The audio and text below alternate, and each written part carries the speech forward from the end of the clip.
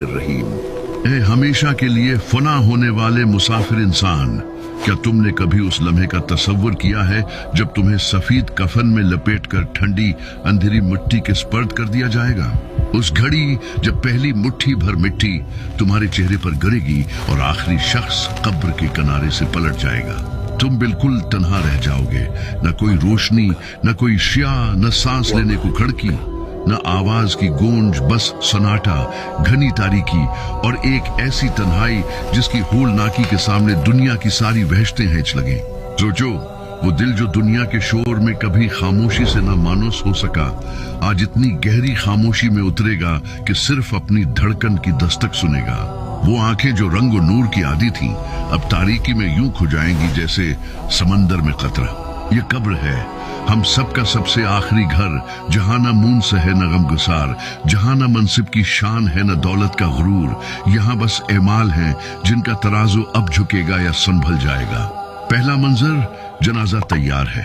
माँ बाप, बीवी, बच्चे, बहन भाई सब रो रहे हैं। कोई दिल थामे चीख रहा है, कोई बेमुश्किल अपना आप संभाल रहा है, मगर सुनो, किसी की आहो बका तुम्हें रोक नहीं पाएगी। वक्त मुकम्मल हो चुका।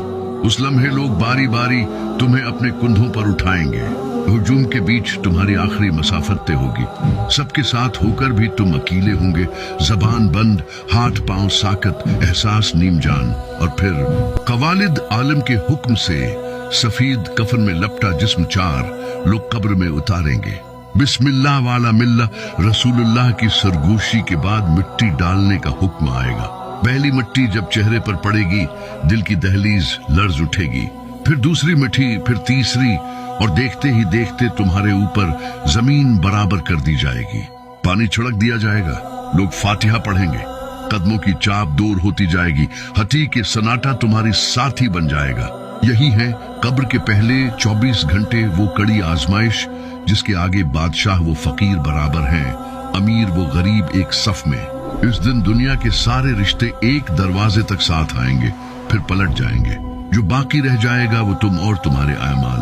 कोई वकील, न कोई मोबाइल, न कोई सफारिश, न कोई जाह व मनसिब, बस वही सच जो तुमने जिया, वही दीन जिस पर तुम कायम रहे, वही रब जिसे तुमने याद रखा या भला दिया।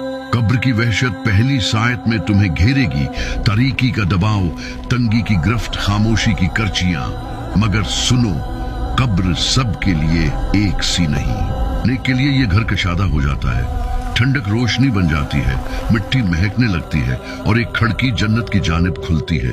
मगर जिसने उम्र गुनाहों में काट दी, जिसने रब को भुला दिया,